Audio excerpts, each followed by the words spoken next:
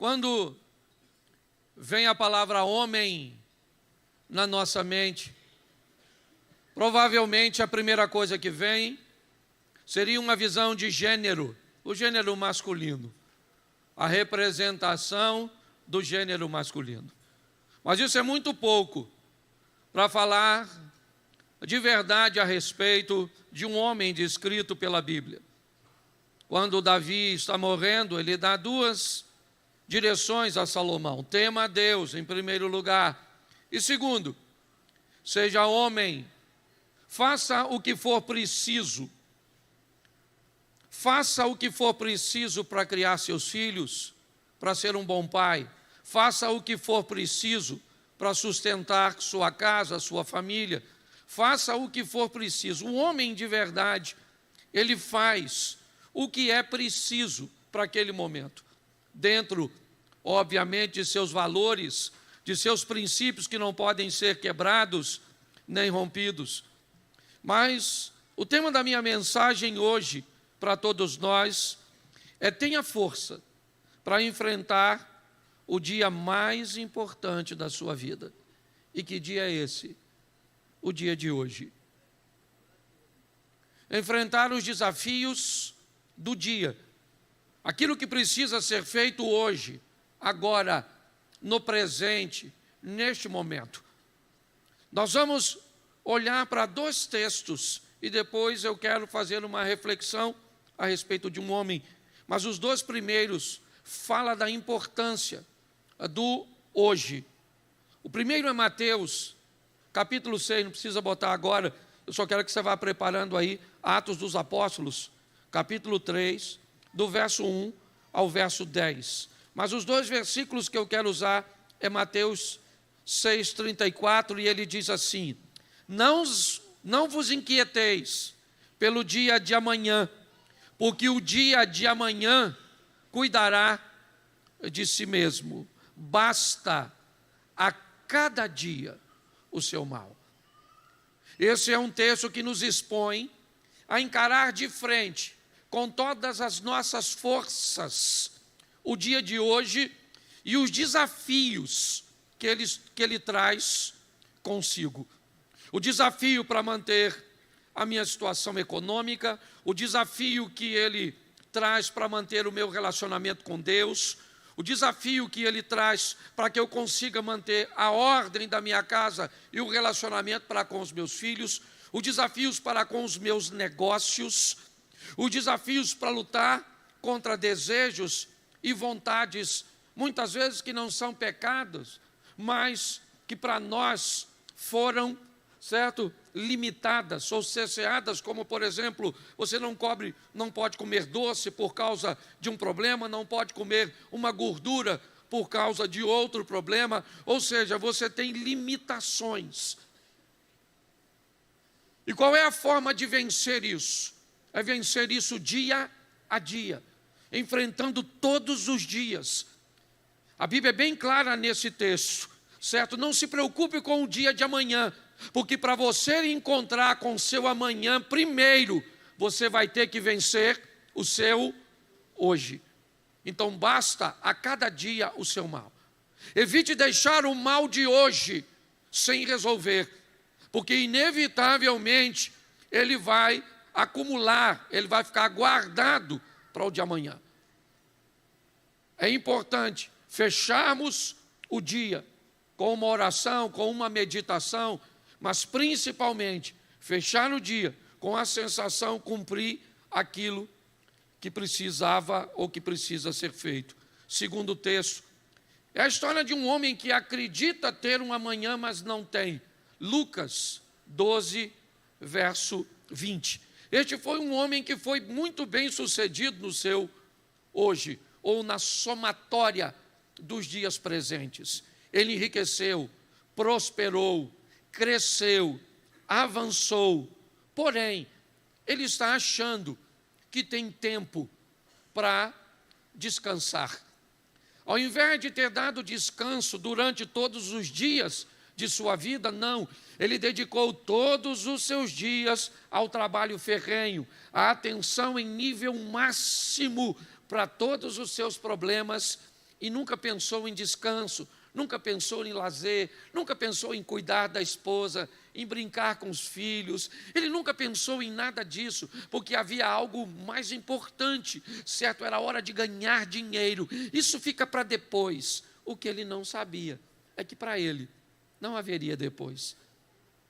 Lucas capítulo 12, verso 20, diz assim: mas Deus lhe disse: louco, esta noite te pedirão a tua alma, e o que tens, para quem será?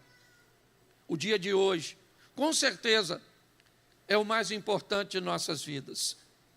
E mais importante do que viver o hoje, é dividir este hoje, onde nós vamos cuidar um pouco de nossas questões espirituais, de nossa vida e nosso relacionamento com Deus. Hoje, nós vamos precisar tirar um espaço para ter um convívio com nossa casa, com a nossa família. Hoje, nós vamos precisar nos preocupar, sim, com nossas questões econômicas, financeiras. Tudo isso nós precisamos fazer. Nós precisamos dar descanso ao nosso corpo nessas 24 horas. Parece muita coisa para fazer em pouco tempo, mas se não fizermos isso, talvez nós não tenhamos a oportunidade de cuidar da nossa esposa amanhã, de dar um abraço nos nossos filhos amanhã, porque talvez não exista amanhã para nenhum de nós. O nosso último dia pode perfeitamente ter sido hoje, e amanhã chegar a notícia que um de nós partiu. Então, tenha força e fé para enfrentar o dia mais importante de sua vida, o hoje. E todas as vezes que o hoje chegar, ele vai te dar a oportunidade de viver e fazer, porque ninguém faz nada amanhã. Amanhã você não compra, amanhã você não vende, amanhã você não visita, porque isso aqui não é de volta para o futuro. Tudo que você faz hoje, certo? Amanhã eu vou comprar, você não vai comprar, porque quando amanhã chegar, ele vai receber o adjetivo de hoje. Então eu quero refletir com vocês sobre a história deste homem, e não apenas ele, mas o ambiente que ele encontrou estava recheado de homens que faziam a diferença. Atos dos Apóstolos, capítulo 3, verso 1 ao 10. Coloca na tela, por favor. E Pedro e João subiam juntos ao templo, a hora da oração, a nona. E era trazido um homem que desde o ventre de sua mãe era coxo, o qual todos os dias, punham a porta do templo chamada Formosa para pedir esmola aos que entravam. O qual, vendo a Pedro e a João que iam entrando no templo, pediu que lhe desse uma esmola. E Pedro, com João, fitando os olhos nele, disse: olha para nós. E olhou para eles, esperando receber deles alguma coisa.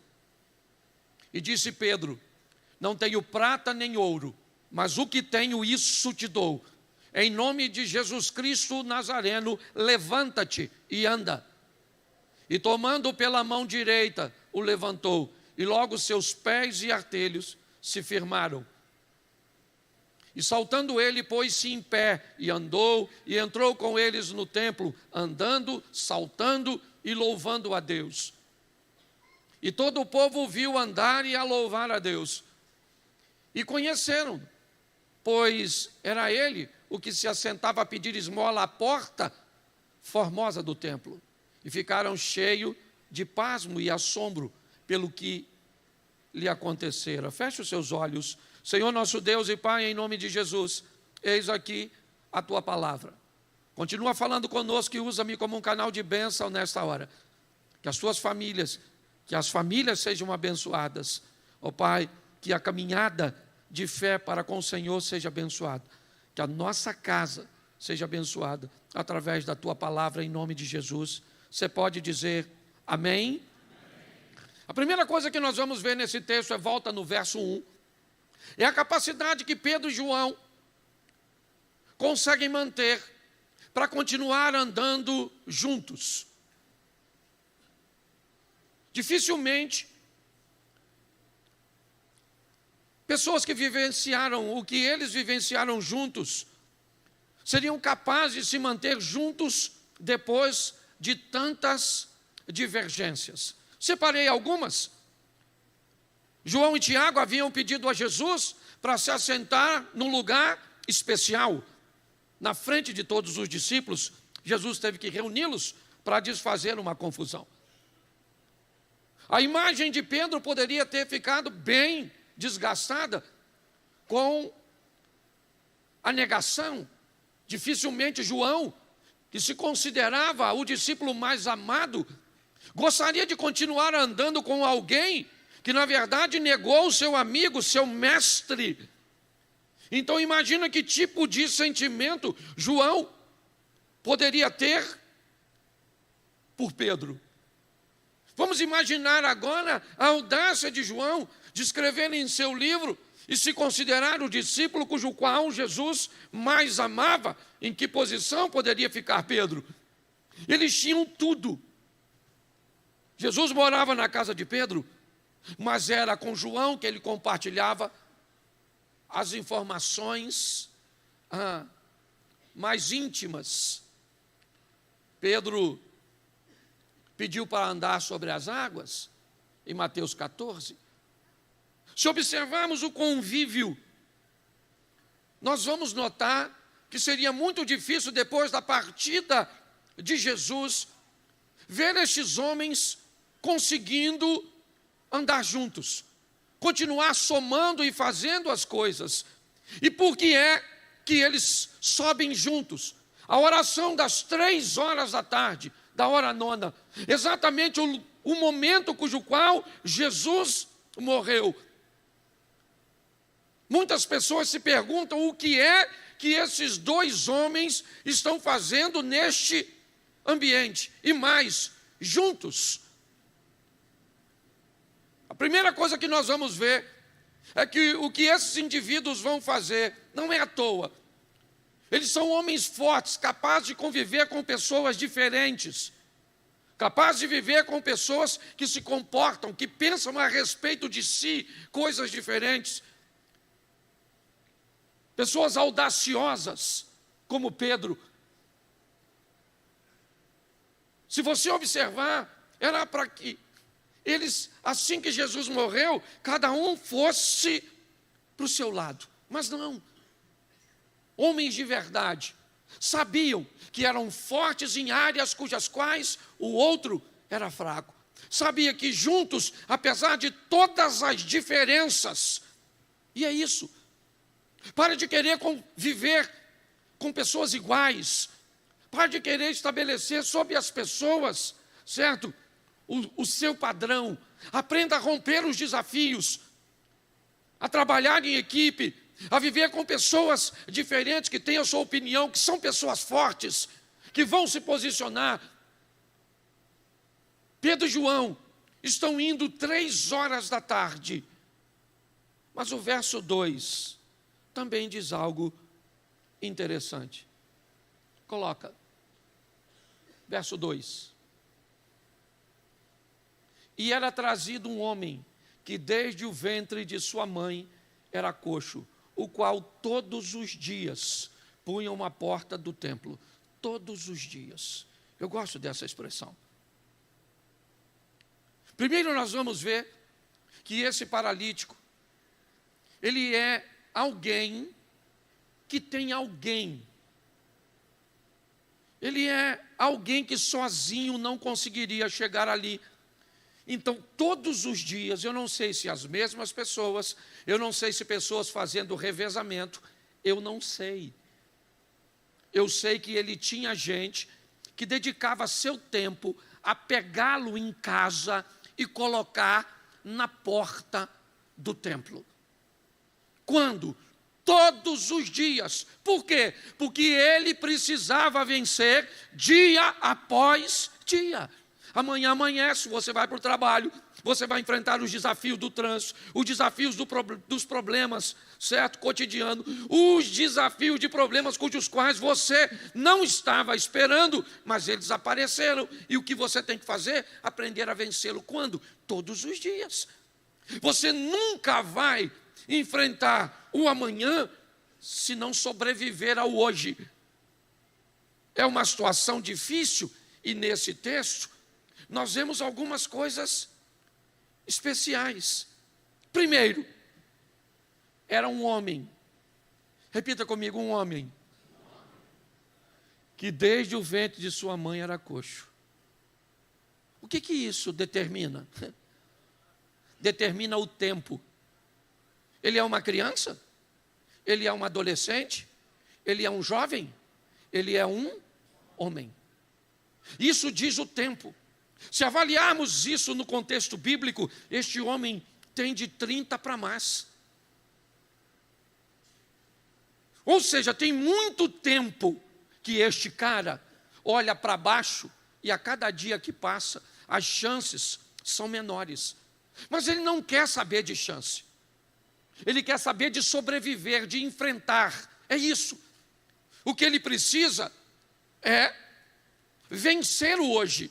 E como é que ele vence o hoje? Conseguindo levar do hoje recursos para a sua sobrevivência.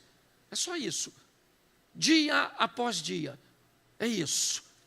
Ele tem alguém que o leva, tá certo? Porque é que ele nasceu com problemas. Ah, você quer saber? Pois é. Essa é uma resposta que ela não vai ser concedida. Por que é? Porque justamente você enfrenta um câncer, porque justamente você enfrentou um divórcio, porque justamente você tem um problema com seu filho, o seu filho é especial. Por quê? Porque justamente a sua empresa faliu, porque justamente seu filho está com esse problema. Por quê? Não interessa por quê. O que você precisa entender é o seguinte: você precisa vencer isso. E para vencer isso, você vai ter que lutar todos os dias e pronto. Certo? Todos os dias você vai ter que levantar para matar o leão, para matar o urso, para vencer o gigante, para vencer os desafios. Por quê? Porque se você não lutar, ele vai dominar você. Ele nasceu com problemas.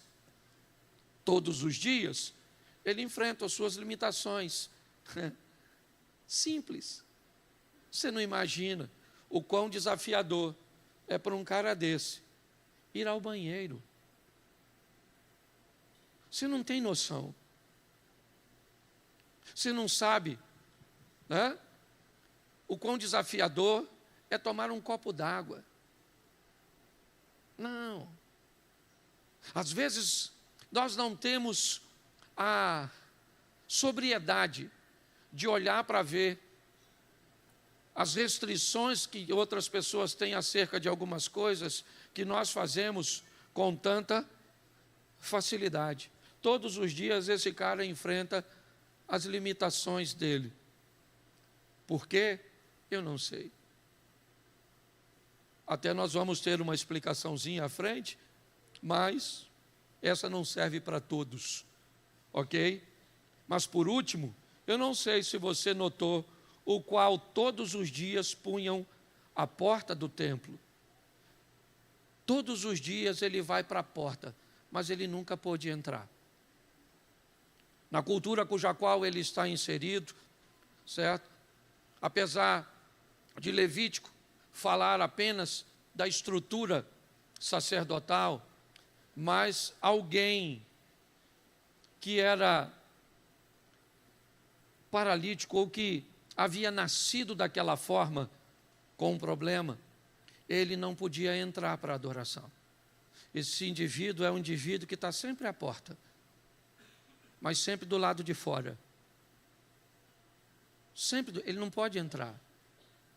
Então ele fica na porta do lado de fora. O que acontece lá dentro, ele só escuta. O que acontece lá dentro, ele não pode ver. Se quiser entrar, ele não pode. Ele está sempre na porta, porém, do lado de fora. Mas é isso que a vida reservou para ele. Pelo menos nesses dias. É desse jeito. A minha proposta hoje é falar não apenas para homens, mas pela postura da seriedade, né? Não numa visão de gênero, mas de responsabilidade, em frente todos os dias. Pastor Jeremias Pereira diz algo extraordinário: viva, certo, todos os seus dias como se fosse o último. Uma hora você acerta. Uma hora vai dar. Lá está ele, à porta pedindo esmola, é a realidade dele, pronto, se é agradável, se não é, é isso aí. Ele tem que enfrentar todas as limitações, mas fazer o quê? Ele precisa sobreviver ao hoje, senão não tem amanhã. Verso 3, põe para mim. O qual, vendo a Pedro e João, que iam entrando no templo, pediu que lhe dessem uma esmola. Preste atenção, porque nem sempre dá para ver tudo.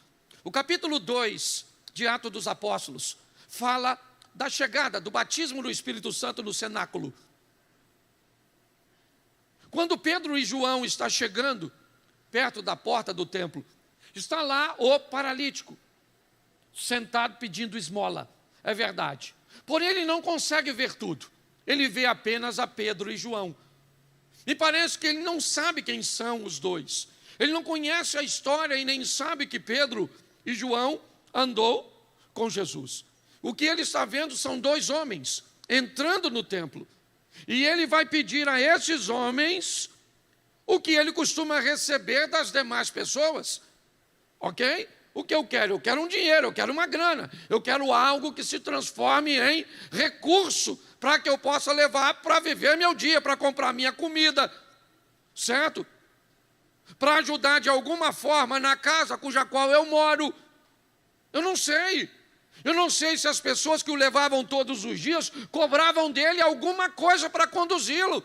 Eu sei que ele precisava de dinheiro, então ele está ali em busca de uma esmola.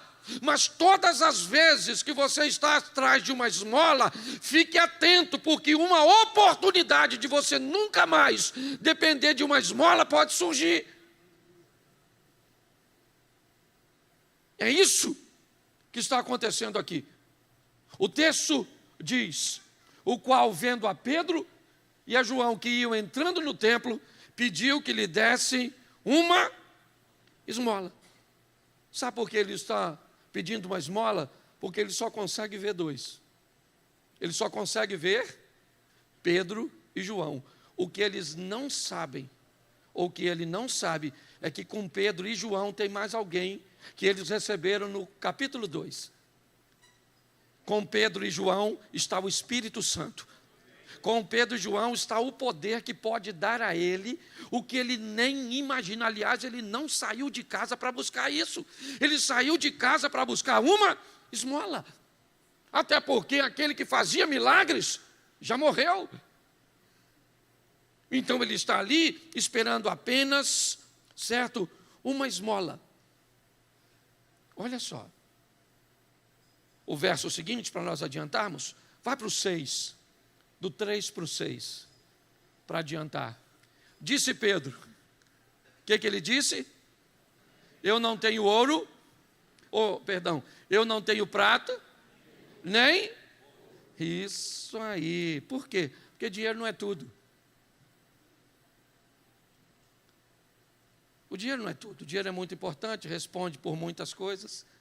Mas eu fico imaginando, eu não sei se você notou, mas quando... Volta no 4, para me dar o contexto. 4 e 5, e aí a gente volta no 6. Pedro com João, fitando os olhos nele, disse o quê? Disse o quê? Preste atenção. Ele olha Pedro e João que vem entrando, sim ou não? E ele vai pedir uma esmola, certo? Mas preste atenção. Pedro e João estão entrando. E ele diz assim, me dá uma esmola, por favor. Ele não está olhando para Pedro e João. Porque se ele não olha, ele não sente. Muitas vezes o desdém da pessoa, a insensibilidade das pessoas, porque muitas vezes ninguém está aí para aquilo que você está sofrendo. Ninguém está nem aí para aquilo que você está vivendo. Essa é a grande verdade. Cada um está de olho no seu próprio umbigo. De tanto vivenciar isso, ele não quer ver mais a dor, certo? Humilhante de ter alguém que tem, mas que não quer dividir. Então ele não olha mais, ele diz, me dá uma esmola aí, por favor. Só que ele não está falando com qualquer um, ele está falando com os discípulos do homem que mais amou neste mundo.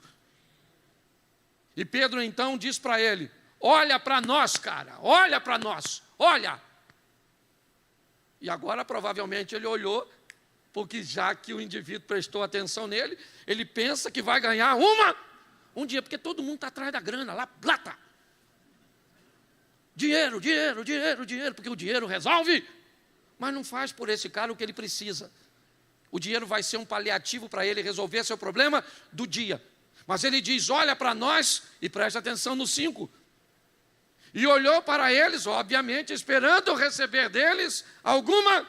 Agora o 6, pensa na frustração. Ó o Pedrão. Não tenho prata nem ouro. Agora o cara deve estar pensando, quem está perdendo tempo contigo sou eu. Porque eu estou aqui exatamente para pegar um dinheirinho. Você manda eu olhar para você. Só faltava o cara pensar, o que é? Vai me pedir uma esmola? Ô Pedro, eu não tenho prata e não tenho, mas eu tenho algo.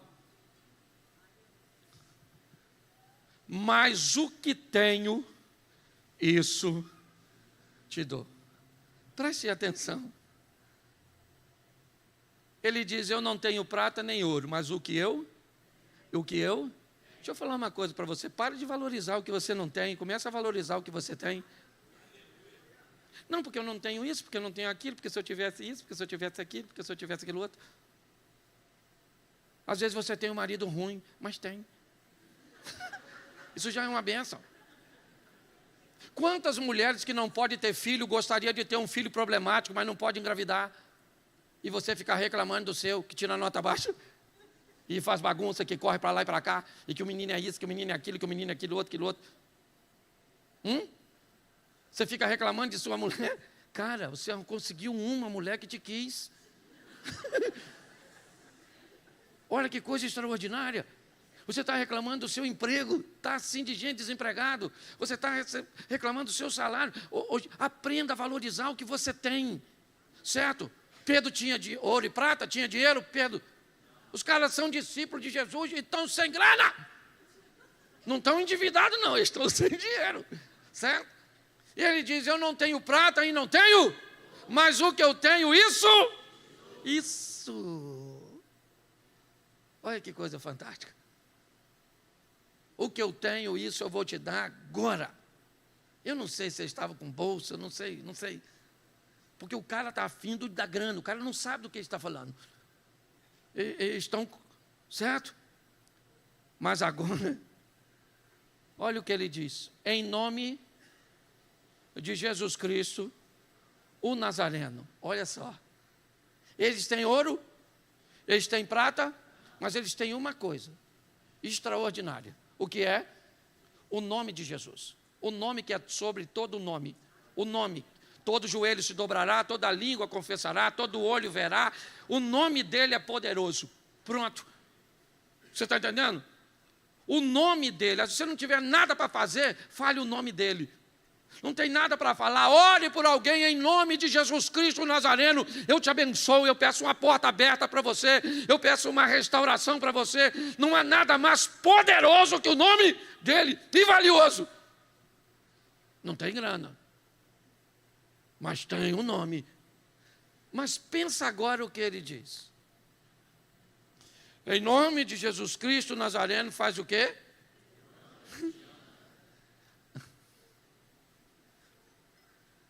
Pensa agora o cérebro do cara. Nós colocamos ele aí com mais de 30, certo? Bom, vamos imaginar um indivíduo, nunca andou, Vamos imaginar como é que andam seus músculos, como é que andam seus ossos. Vamos imaginar o cérebro dele recebendo essa informação. Levanta e anda. Não tem como. Como levanta e anda? Isso é algo impossível de ser feito. Quando o cérebro dele recebe essa informação, inevitavelmente, não haveria como, certo? A informação passar. O nervo não leva a informação para os membros inferiores. Não há nele a possibilidade. Por mais que ele esteja ouvindo, levanta e anda, não vai dar para andar. Ué, pastor, mas não vai dar para andar? Não, não tem como andar. Então, como é que ele anda? A frase levanta e anda só é dita depois em nome de Jesus Cristo. Quando o nome de Jesus Cristo é direcionado para aquela situação, a impossibilidade começa a se tornar possível. O improvável começa a se tornar real, mas não é tão fácil. Ele não vai levantar e ele não vai andar. Por quê? Porque não é possível para ele. Ele não está entendendo, sua mente não entende o que está acontecendo. Então, o verso 7 é mais ou tão poderoso quanto o 6. E tomando pela mão direita, o levantou. Sozinho ele não ia. Ele não ia, cara. Ele não ia sozinho, porque tem gente que não vai. Tem gente que está tão difícil para ela, sabe, que não vai. Ela olha e diz, cara, não vai dar para mim. Eu vou ter que parar, eu vou ter que desistir. Às vezes não adianta somente dizer em nome de Jesus. O nome é poderoso. O milagre já está em curso, mas ele não consegue levantar. E Pedro está vendo isso. Então Pedro pega o seu braço direito, que tem toda uma conotação que eu não vou usar aqui, mas estende a mão e falou, segura aqui, brother. Segura na minha mão. Sozinho você não vai, mas Deus me enviou aqui. Você está entendendo?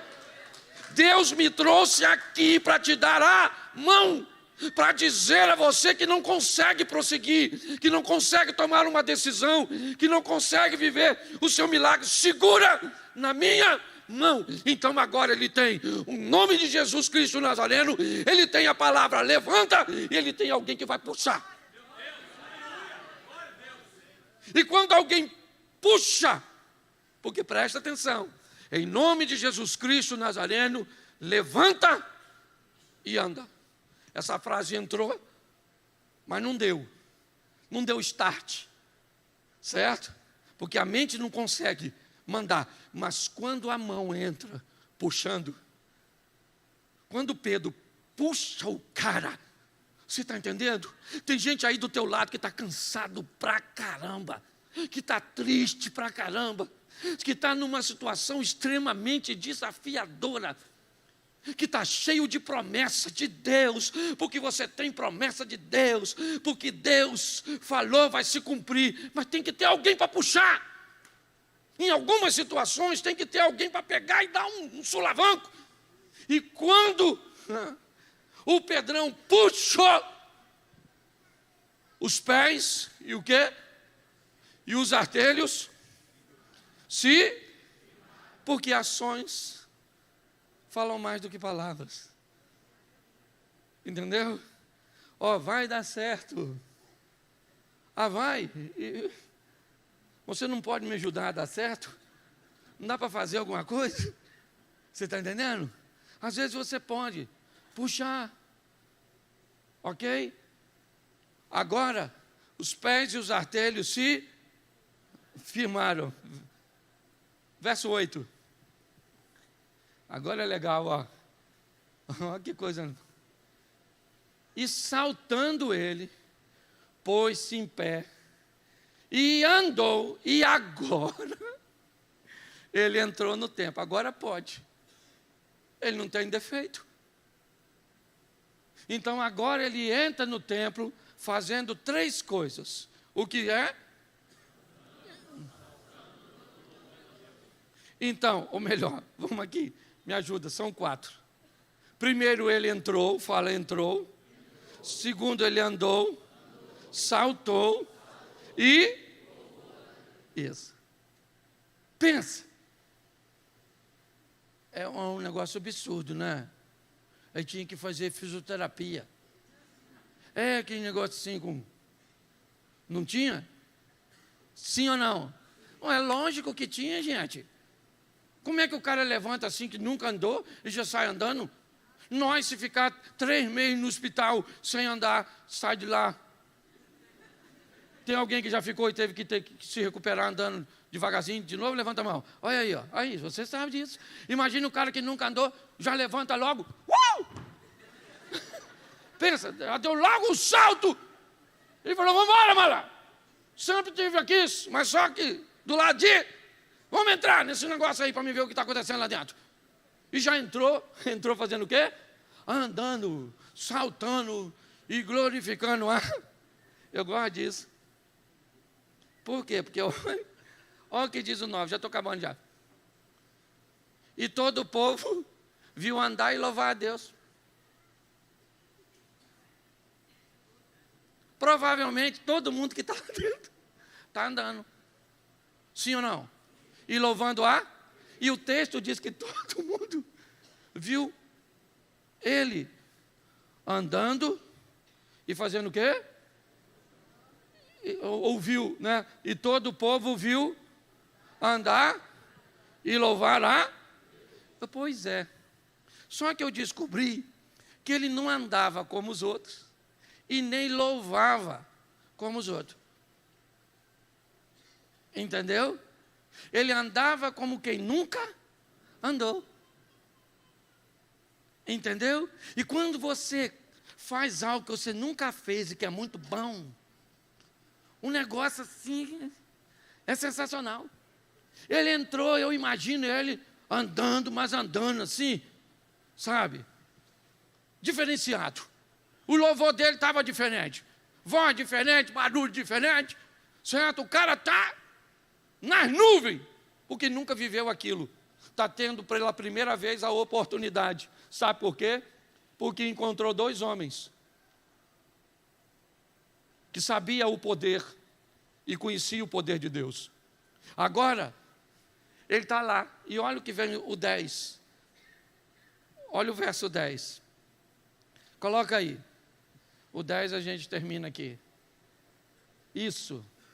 E conheciam-no, pois era ele o que assentava a pedir esmola à porta formosa do...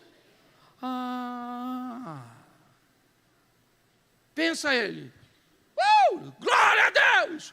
Aleluia! Já viu aquele pentecostal xiita mesmo, aqueles irmãos que vem para a igreja, já viu aqueles cultos, aqueles que o cara bota a terceira e vai até São Paulo. Já viu? Já fui muito culto desse, hoje quase não tem, que ninguém hoje gosta de barulho, reclama dos barulhentos. O cara está lá louvando, aleluia, glória a Deus. E aí o pessoal falou,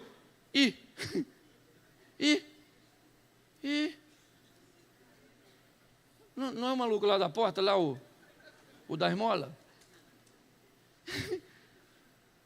E é ele? Mas ele não anda?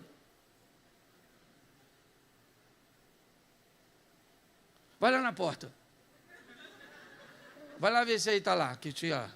De repente, irmão gêmeo, alguma coisa assim, muito parecido, sósia, fake, sei lá, alguma coisa desse tipo. Eu gosto disso. É o mesmo cara, sim ou não? É a mesma vida, sim ou não? Não. A vida do cara mudou, porque quando Jesus entra, a vida muda. Ele faz você andar, ele faz você adorar, ele faz você louvar. Você se torna uma pessoa diferente, fazendo a mesma coisa dos outros, mas você é diferente. Você está na fila e alguém olha para tu na fila. O que você tem? Se é diferente, mas diferente por quê? 2 pernas? Não, tem um negócio em você assim. Você tem uma pessoa, você tem uma áurea. Você tem uma... Não, só eu mesmo. Antes de Jesus e com Jesus. Sai todo dia, saem de casa para matar um gigante. Certo? Isso é sensacional. Olhe o que o texto diz. O pessoal não está reconhecendo, nós temos que voltar para casa, entendeu? E os parentes da gente olhar e falou, quem é você? Você não era assim. Você era fofoqueiro, agora não quer fazer mais fofoca? Quem é você? Você era mulherengo, agora quer pegar mais ninguém? Nossa, mudou de lado? Não é. Pare para pensar. As pessoas têm que olhar para nós, reconhecer a gente da vida antiga, mas falar assim, é ele, mas não é ele. Parece com ele, entendeu? Mas ele agora está andando, ele está louvando a Deus, ele está saltando. O que aconteceu? Depois você lê, que eu não sou obrigado a ler tudo. O capítulo continua. Isso aí é outra história, outra pregação. Certo? Mas isso é sensacional. Porque naquele dia o cara voltou para casa. E aí eu vou comparar esse texto para me terminar com o João capítulo 5, o tanque de Betesda. Pensa nos caras que deixaram ele de manhã, William, e voltou para buscar de tarde.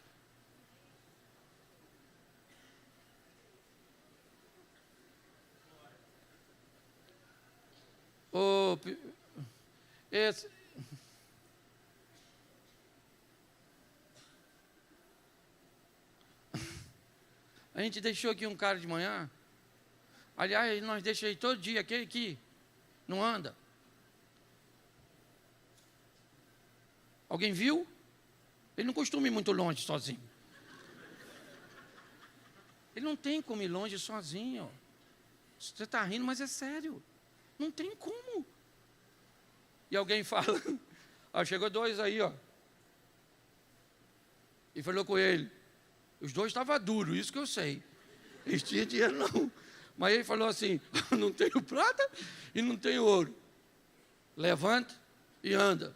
E ele levantou e andou. Os caras que levou devem ter falado, não é esse não. Esse aí é charlatão. O que nós estamos falando não anda desde garotinho. Pois é, está um furdunço danado lá dentro. Todo mundo querendo saber.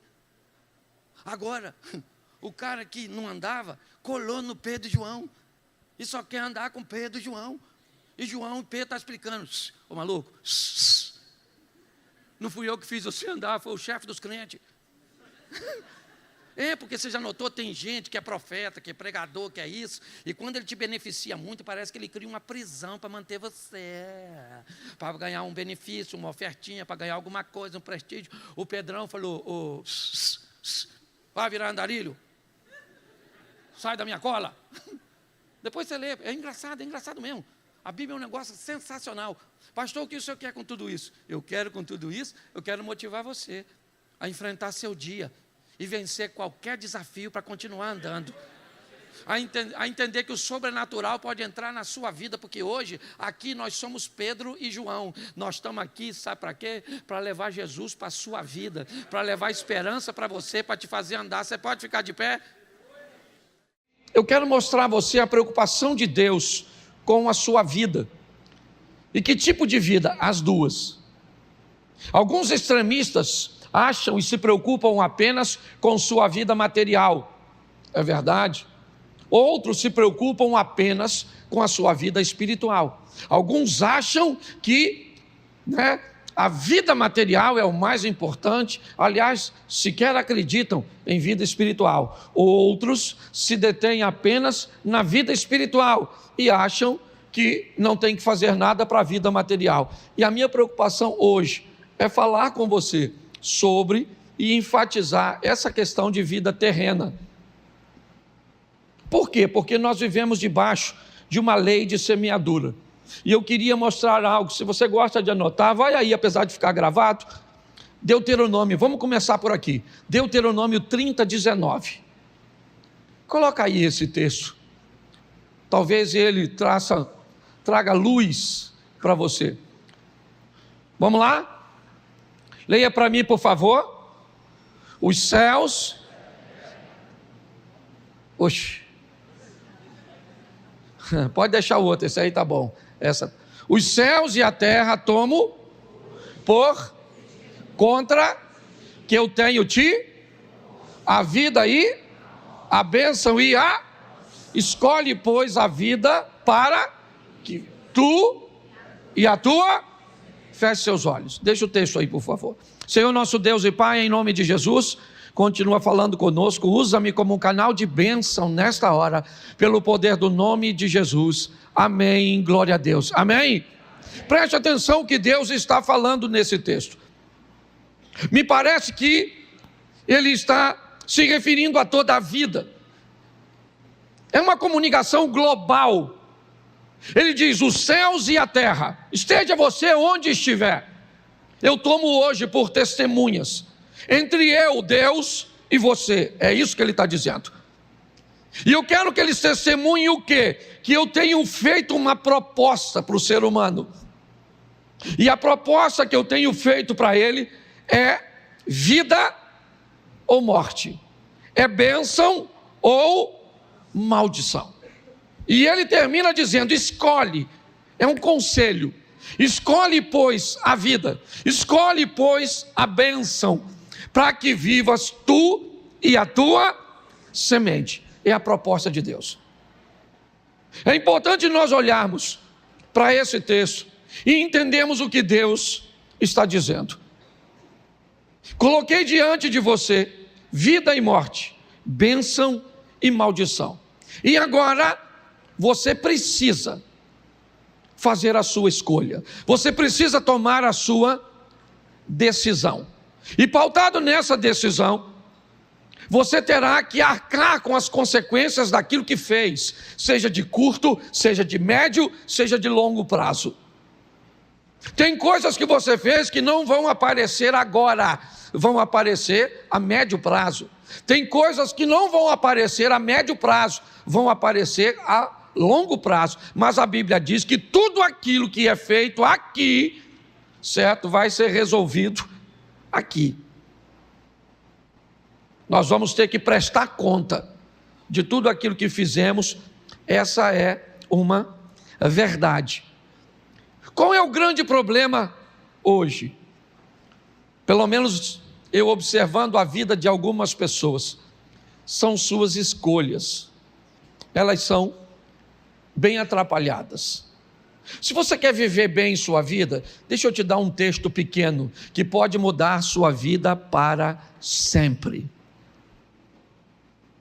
O Deus que você e eu servimos é tão bom que Ele resumiu tudo o que você pode imaginar na Bíblia apenas em um capítulo, o capítulo 1 de Gênesis. Se você ler Gênesis 1 e entender a dinâmica que Deus criou para o homem viver e aplicar na sua vida, eu vou falar para você, você vai erradicar praticamente 100% dos problemas que você enfrenta. E aqui hoje eu só quero citar 2 dicas. Haja luz e traga firmeza no meio da água, do instável. 2 coisas que nós vamos aprender nessas lições, que começa com céu, terra, fé, tantas coisas que Deus ensina só em Gênesis 1. Você quer, para aguçar a sua curiosidade? Vamos lá. No princípio criou Deus céus e terra. Gênesis 1:1. Mensagem é: aprenda a viver. Coloque o céu em primeiro lugar, ele é prioridade, mas não esqueça da terra, porque você também tem corpo para viver aqui. Segundo, chame à existência aquilo que não existe como já existisse. Isso é princípio de fé. Quer viver bem aqui? Tenha a fé. Eu vou mostrar isso já já a você. Quer mais? E disse Deus: haja luz. Não faça nada sem antes ter conhecimento sobre aquilo que planeja fazer. Ou então chore depois por perder dinheiro, por se relacionar com quem não deve, por levar prejuízo e por passar seu futuro corrigindo o passado, enquanto gente está passando seu futuro gozando do presente que construiu. Essa é a grande verdade. Está assim de gente, servindo o mesmo Deus. E o que elas enfrentam? Um embate. O resultado daquilo que fizeram.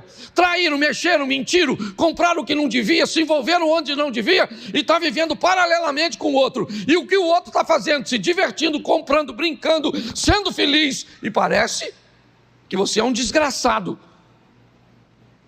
Quando na realidade, o que você está vivendo é o reflexo do que você fez. O que o outro está vivendo é o reflexo do que ele fez. Porque não há injustiça. Os céus e a terra tomam por testemunha entre eu e você. Estou te propondo vida e morte, bênção e maldição. Escolha a vida ou então escolha a morte. Escolha a bênção ou então escolha maldição. Mas pare de olhar para a vida do que escolheu vida e do que escolheu bênção. Senão fica difícil. É responsabilidade e não culpa. Então, esse texto é um texto que nos mostra isso, que nos faz olhar com muita seriedade para nossas escolhas, porque nós vamos ter que nos encontrar com elas. Então, você quer? Coloque luz e faça coisas em ambiente sólido. Não quer? Construa dentro d'água, construa na areia, como diz a Bíblia. Vai lá, se enfia em coisas que você não conhece. É isso aí. Invista onde você não conhece, compre o que você não conhece, faça o que você não conhece. Você tem todo o direito de ser um aventureiro nessa vida. Eu só queria lembrar você que a sua vida não é um filme. A sua vida, ela é real e você vai ter que lidar com suas escolhas. Que isso fique claro. Eu quero fazer uma reflexão com vocês, rápida. Antes de Deus criar o homem, Ele cria o ambiente que Ele idealizou para o homem viver. Esse ambiente ordeiro, organizado, pleno, foi chamado de paraíso. A Bíblia fala deste paraíso no Gênesis, o chamando de Jardim do Éden. No livro de Apocalipse, o último livro da Bíblia, também temos, na ótica de Deus, um lugar para vivermos eternamente. Ele também se chama paraíso. O paraíso de Deus, a Nova Jerusalém, um lugar que também não haverá morte, como não houve no Éden, um lugar onde não haverá dor, um lugar ordeiro, organizado, ou seja, na ótica do Criador, o homem foi criado para viver num paraíso. O que Deus planejou para você e para mim foi um paraíso. Mas o ato de um homem jogou isso por terra. Por causa de Adão, o homem perde o acesso ao paraíso do Gênesis. E para entrar no paraíso final, ele teria que morrer. Ou seja, nós temos um problema sério. Não podemos entrar no paraíso que é guardado por um anjo e não queremos entrar no paraíso de Deus, porque para entrarmos lá, temos que perder o privilégio de viver neste mundo, e viver é um privilégio. A única forma que temos então de criar uma linha de satisfação é usarmos a oração modelo ensinada por Jesus, o Pai Nosso, onde um dos versos diz que venha o teu reino e que seja feita a sua vontade, assim na terra como no céu. Agora nós não queremos entrar na Nova Jerusalém ou no paraíso final, porque ninguém quer morrer. Não podemos entrar no paraíso inicial. E o que vamos fazer então? segundo a oração do Pai Nosso, puxar o céu para a terra. Que venha o teu reino, venha o teu reino. Esse é um texto que eu uso na abertura dos meus eventos, onde a minha proposta é mostrar que na lápide de um ser humano só existem duas datas. Aqui ele nasceu e aqui ele morreu. Entre elas, de uma forma muito tímida, um pequeno traço tentará explicar quem foi você, se teve filhos ou não, se foi bom ou não. Todo o seu legado é resumido naquele pequeno traço, exposto em toda a sepultura, basicamente em todos os lugares do mundo onde há sepultamento.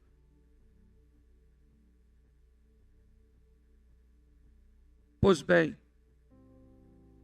se a proposta de Deus é um paraíso, nós não temos como entrar lá, porque um homem jogou tudo isso fora. Seu nome é Adão. E agora como vamos fazer? Quem vai poder nos redimir? Um sacerdote. Alguém comissionado por Deus para oferecer um sacrifício para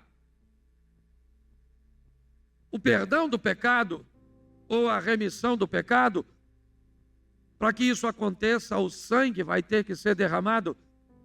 Então o sacerdote mata um animal e o sangue deste animal cobre o pecado dos homens. Mas o sacerdote precisaria primeiro oferecer um sacrifício por si mesmo, para que então tivesse habilitado a oferecer pelo povo. Mas com o tempo, os sacerdotes se corromperam. E agora não há mais condições de ninguém entrar neste paraíso. A porta foi fechada. Então alguém precisa tomar uma decisão. E esse alguém é Deus, que vai entregar seu filho para morrer. Ele vai ser o sacerdote, ele vai ser o sacrifício, ele vai cumprir tudo. E como a Bíblia diz, se o pecado entra por um homem, tem que sair por um homem.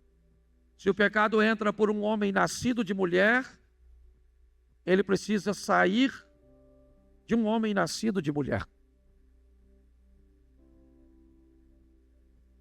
Para nós não há muita importância. Provavelmente Jesus não nasceu em dezembro. Essa é uma junção de um imperador que se converte. E por causa disso, para harmonizar as coisas num ambiente que tinha mais a ver com política do que com fé, a data estabelecida foi essa. E nós comemoramos a data do nascimento do nosso Salvador. E as crianças brincaram hoje nos contando histórias,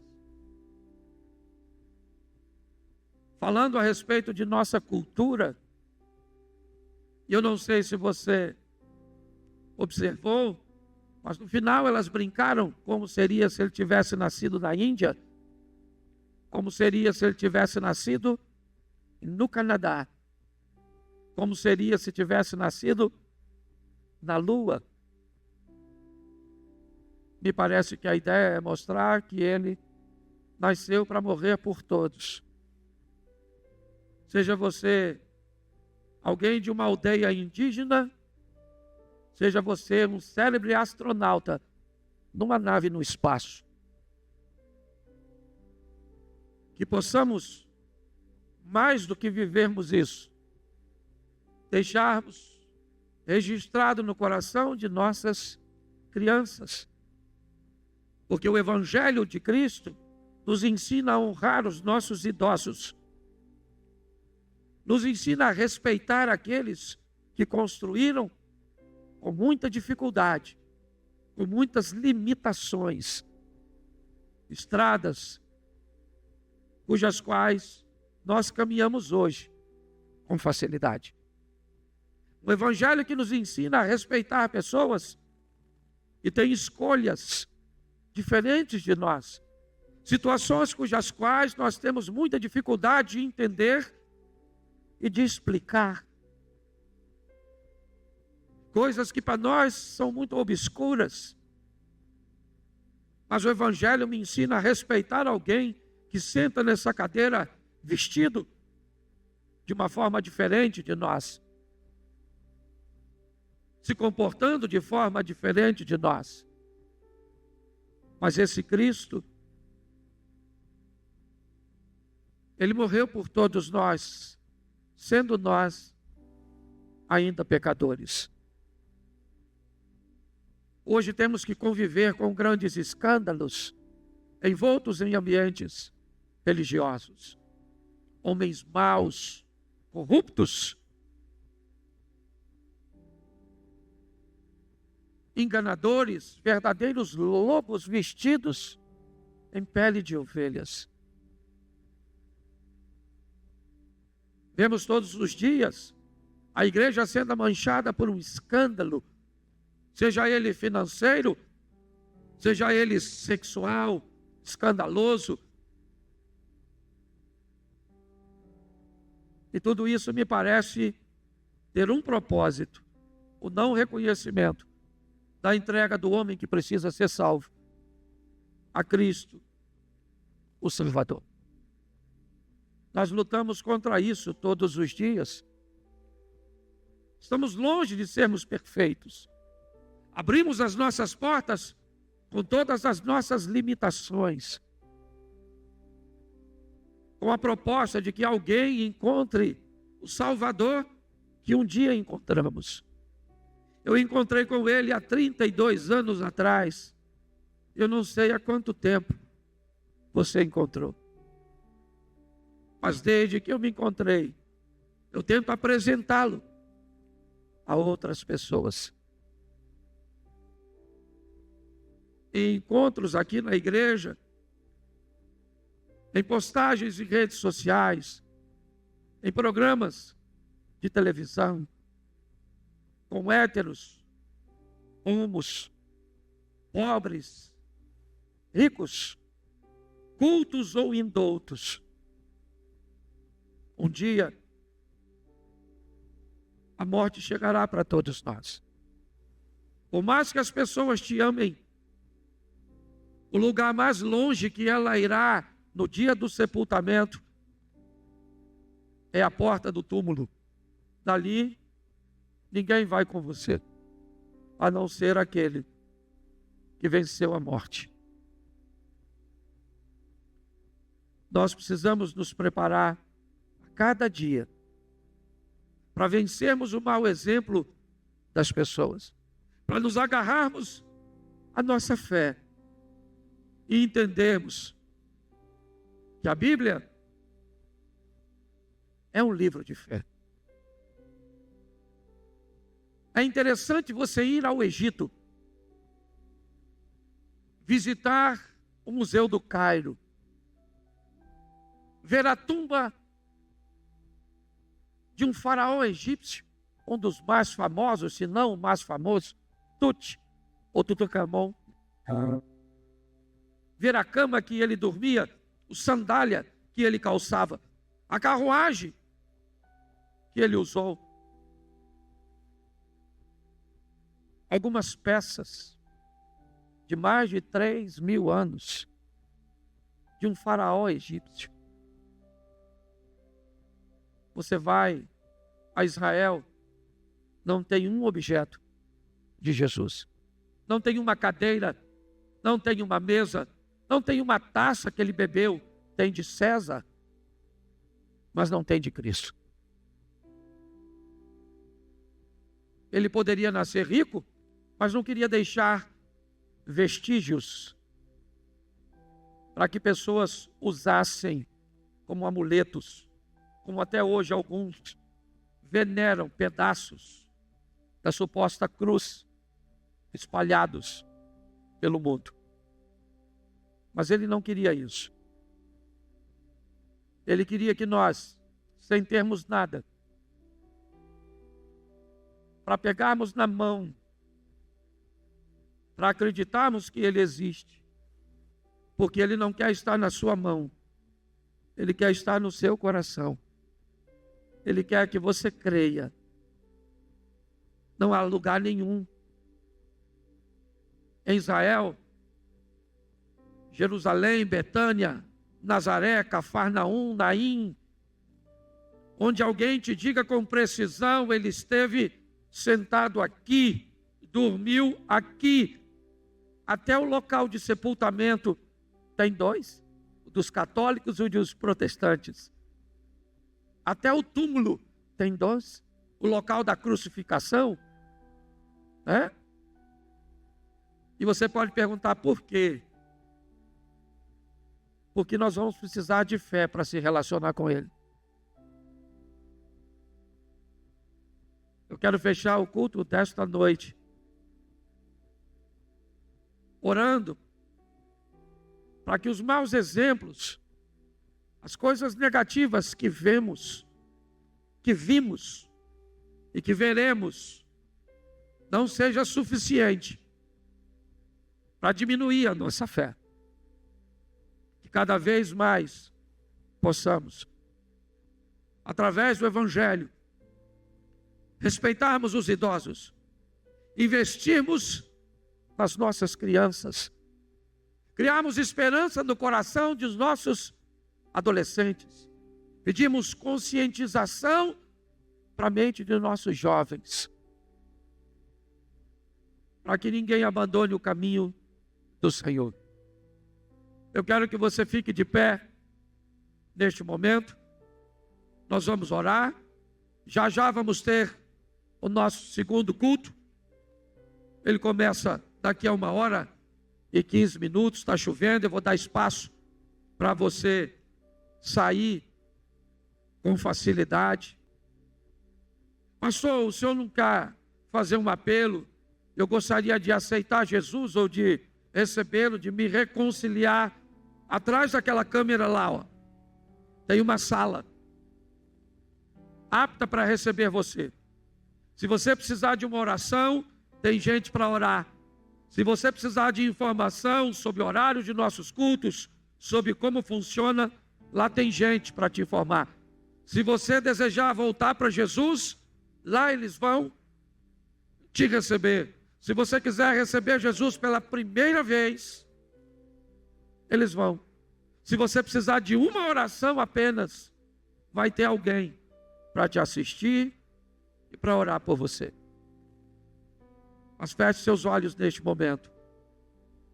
Senhor nosso Deus e Pai soberano, te damos graças por teu Filho Jesus, pelo sacrifício na cruz do Calvário, que nos trouxe a possibilidade de nos reencontrarmos com o Senhor e termos a vida eterna. Abençoa a cada lar, a cada família, abençoa a cada casamento, abençoa os nossos filhos, os nossos pais. Abençoa o nosso Brasil, como disse as crianças. Abençoa o legislativo, o judiciário. Abençoa, ó Deus, o nosso presidente. Em nome de Jesus, ó Deus. O Brasil pertence ao Senhor. E nós te entregamos a cada bairro, município, cidade, capital, estado. Leva-nos aos nossos lares com a esperança de que o Senhor está no controle de todas as coisas. E que veremos, pela fé, um país melhor, melhor para todos. Leva o teu povo de volta aos seus lares. Abençoa a festividade do Natal, da terça para a quarta-feira. Que haja perdão, arrependimento, reconciliação. E que em nome de Jesus, filhos possam abraçar os pais, pais possam abraçar seus filhos, que os irmãos possam se reconciliar. Abençoa as famílias, ó Deus, que somos gratos por tudo. E que o grande amor de Deus, o nosso Pai, a graça de nosso Senhor e Salvador Jesus Cristo e as doces consolações do Santo Espírito de Deus, seja para com todo o povo do Senhor, e todos digam...